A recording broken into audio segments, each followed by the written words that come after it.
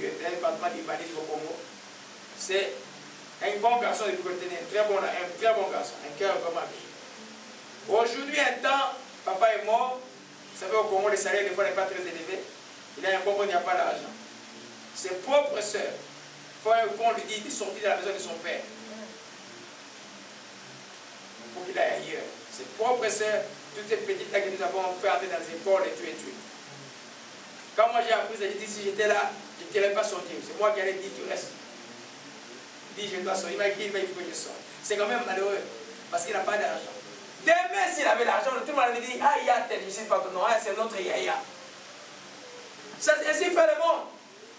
Alors si tu crois que les gens autour de toi et de ta famille t'aiment, parce que tu es spécial, tu te trompes.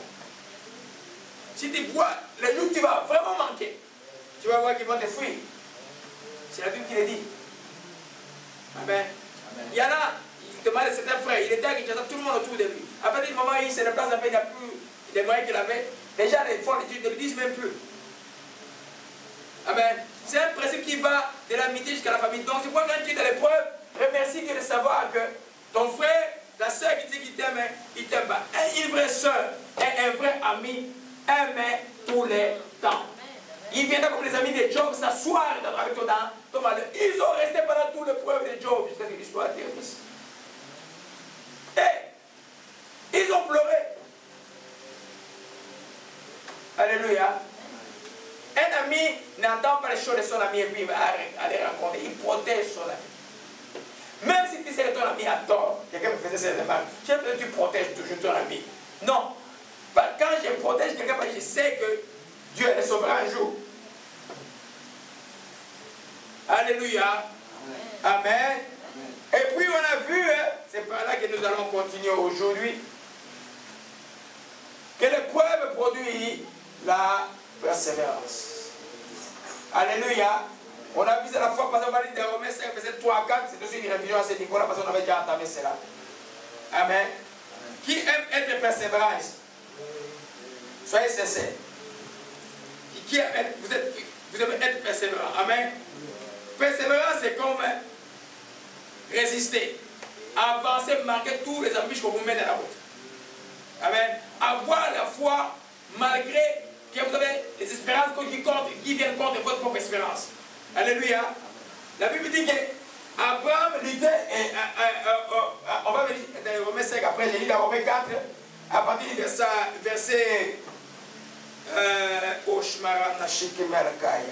verset 18, espérant contre toute espérance, il crut en son qui devient père d'un grand nombre de nations selon qu'il te quittera, quelle sera ta postérité. La promesse était là, mais elle ne s'accomplissait pas à temps. Il a continué à espérer, malgré tout, il faisait dire non, non, toi, à l'espérance. Amen. Quand vous croyez au Dieu vivant, au Dieu d'Abraham, d'Isaac et de Jacob, vous devez croire à un Dieu de miracle. Amen. C'est-à-dire qu'il n'y a pas de situation impossible qu'il ne peut pas régler. Amen. Alléluia. Amen. Parce qu'à la fin de ton épreuve, tu seras conquérant. On va voir tout à l'heure. Amen. Alors, la troisième raison que l'épreuve produit la persévérance, quand l'épreuve est là, les fruits de la persévérance viennent sortir. Quand Dieu te qualifie de persévérant, tu es qualifié pour les choses de Dieu. Il n'y a aucun disciple qui n'était pas persévérant.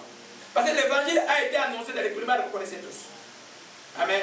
On les cherchait à Jérusalem, on les persécutait, ils étaient dispersés. Là où partout ils fouillaient, ils allaient annoncer l'évangile. Et aujourd'hui, nous bénéficions de cela. Alléluia. Romains 5, verset 3 à 4. Alléluia, je vais besoin de lecture pour que ma gorge sèche.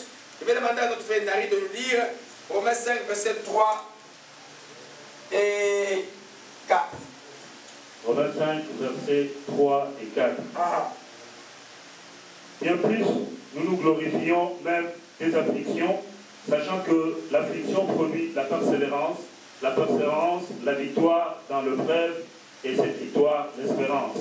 Or, l'espérance ne trompe point, parce que l'amour de Dieu est répandu dans nos cœurs par le Saint-Esprit qui nous a été donné. Amen. Amen. Bien plus nous nous glorifions même dans les afflictions. Les afflictions, c'est la même chose que les épreuves, dans les souffrances. Nous nous glorifions. Nous trouvons un certain plaisir quand nous savons que cela travaille à notre avantage. Amen. Et puis, ça va nous faire grandir. On a vu ça, on va voir ça plus tard. Et il dit, ben, Sachant que l'affliction ou la souffrance, c'est elle qui produit la persévérance. S'il n'y a pas d'opposition, s'il n'y a pas de difficultés, tu ne peux pas être persévérant. Moi, je peux enseigner, je peux dire, quand je dis savoir enseigner dans la persécution, je peux vous dire, je connais ça. Dans l'opposition totale, je peux vous dire, où tu sens que tout en toi va t'empêcher, mais ici, là, c'est de dire, vas-y, mon fils. Alléluia. Et tu y vas, les gens sont bénis. Alléluia. Cette foi continuelle dans l'épreuve, c'est ce qui dit que ça forme maintenant un caractère chrétien qui s'appelle la persévérance. Parce qu'un chrétien est mûr, on n'a pas encore mis l'enseignement, je vais donner l'enseignement, c'est quoi un chrétien mûr? Doit être persévérant. Parce qu'il y a un ennemi qui s'opposera toujours à l'œuvre de Dieu qui s'appelle Satan. Même à votre vie, depuis que vous avez donné la vie à Jésus, vous avez dit, ah, moi j'ai parlé à Jésus, et je suis en même temps ennemi de Satan. Il va chercher à s'opposer. C'est son rôle. Si tu n'es pas persévérant, tu n'as pas de victoire. Moi, la victoire, on dit c'est l'espérance. Avec quelqu'un persévérant, maintenant il perçoit déjà de loin, il sait bien que tout ce qui va arriver dans la vie, il ne perdra pas espoir. L'espérance est comme, on dit une encre ou bien une encre pas avec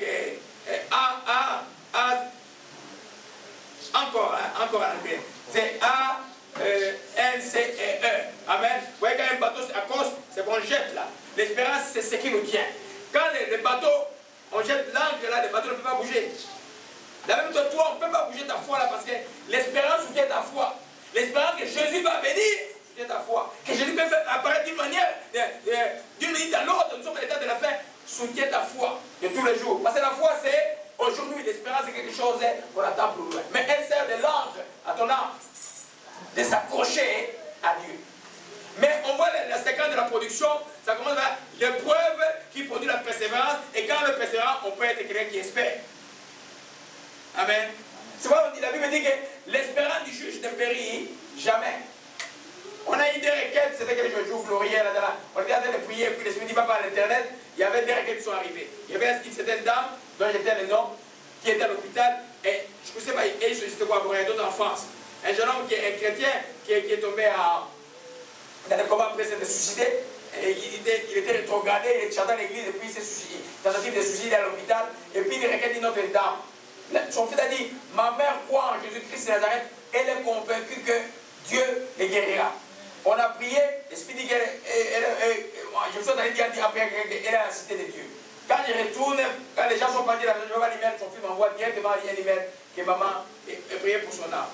Il dit, bon, son âme est près du Seigneur, je n'ai plus à prier pour son âme. Je vais dire, pourquoi je vais prier pour son âme? J'ai déjà prié le Seigneur. Mais je vais prier pour la famille, pour exhorter la famille. Amen. Et puis je donne un message d'espoir à la famille. Cette maman elle est morte, mais l'Esprit m'a convaincu qu'elle a obtenu quelque chose de meilleur. Parce qu'elle a cru jusqu'à la fin qu'elle guérirait, mais elle n'a pas guéri par exemple. Alléluia. Elle était forte dans l'espérance.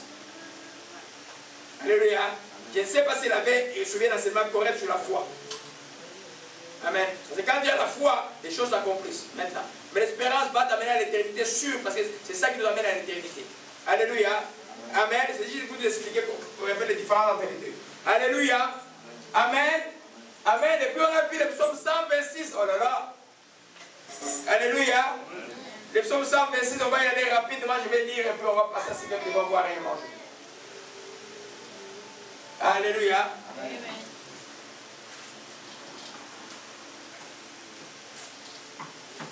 Psaume 126 dit, à partir du verset 5, ceux qui sèment avec des larmes moissonneront avec les chants d'allégresse. Celui qui marche en pleurant quand il porte la semence revient à l'allégresse quand il porte les germes. Alléluia. Celui qui sème avec des larmes moissonnera avec des chants d'allégresse. Amen. Alléluia. Amen. Quand tu persévères à faire du bien alors qu'on te fait du mal, sois sûr que tu vas récolter le bien. C'est pourquoi le texte de Galates dit que ne vous lassez pas de faire du bien, vous allez moissonner au temps convenable. C'est sûr que tu vas moissonner quand tu fais le bien. C'est une semence. Toute forme de semence. Ce sont les semences monétaires que les uns font de ça comme un ministère à part. Quand vous donnez à Dieu, même dans votre précarité, vous allez moissonner au temps convenable. Amen. Il y a une personne, quand je vois son enfant, ça me fait toujours pleurer. Persévérer à donner, mais tu sais que la personne est dans une situation extrêmement difficile. Tu as même envie de dire, mais maman, pourquoi tu envoies? Et mais si j'ai dit ça, il aura un mauvais service. Alléluia. Persévérez. Vous allez moissonner au temps convenable. Quand on te critique, pensez à faire du bien. Faites du bien à votre ennemi. Vous allez moissonner au temps convenable. Celui qui sème avec des larmes. Parce qu'il y a certaines choses, vous faites du bien à ceux qui... Des fois, pour nous qui vous voyons, des fois qu'ils soient que les gens ne comprennent pas. Ils parlent de mal, ils sont hypocrites. Et puis ils t'appellent en plus demain. Amen. Qui tu fais quoi? Amen. Ou peut-tu donner conseil à quelqu'un, la personne ne veut pas écouter. Et maintenant, il a besoin d'aller trouver, il t'appelle. Tu fais quoi? Amen. Tu vas continuer toujours à faire des questions. Samuel a dit, malheur à moi si je ne prie pas pour vous, le peuple était réveillé. Alléluia. Amen. Amen.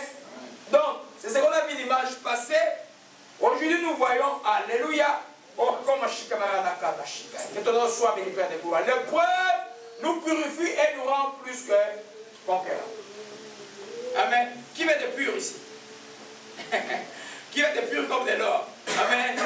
L'épreuve va te purifier. Amen. Il y a deux formes de purification. La purification par la foi qui est par la justification du sang de Jésus, mais pour le salut de l'âme, pour la maturité spirituelle, et je expliquais ça la nuit avec les jeunes hommes, qui a besoin de passer par des épreuves. Alléluia. Amen. Amen. Alléluia. Amen. Alors, et voilà pourquoi vous ne trouvez pas drôle que l'apôtre Jacques dit, alors dans Jacques chapitre 1, Amen, ma langue est sèche, je vais demander à Sœur Annie de lire versets 2 et 4. Jacques chapitre 1, verset 2 à 4. Oh, Rachamaranda Kashima. Oh, record de la mort est brisé. Le record de la mort est brisé. Le record de la mort est brisé. Alléluia, que ton nom soit béni. Lisez, ma soeur. Amen. Amen. Jacques chapitre 1, verset 2 à 4.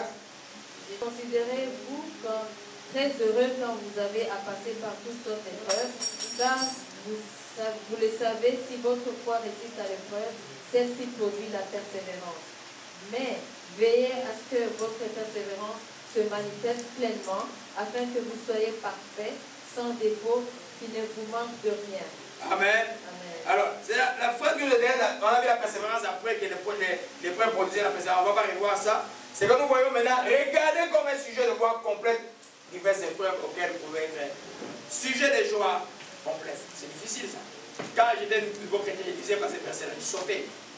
C'est comment on peut dire que je fais des joyeux pendant les épreuves. Amen. Amen. Mais quand je suis passé dans les fours là, j'ai compris que l'épreuve, c'est quelque chose de merveilleux pour la vie des croyants. Alléluia. Amen. Amen. Amen. Regardez comme un sujet de joie complète. Voilà pourquoi Paul et Silas, quand on les a arrêtés dans Actes chapitre 13, qu'on les a bastonnés toute la nuit, ils ont commencé à louer, à chanter de louanges du Seigneur. Tout à coup, les tremblements s'est fait, les chaînes sont tombées. Et les Joël et sa famille ont été sauvés comme conséquence simplement de quelqu'un qui a su activer la joie pendant l'épreuve. Alléluia. Amen. Nous ne pouvons pas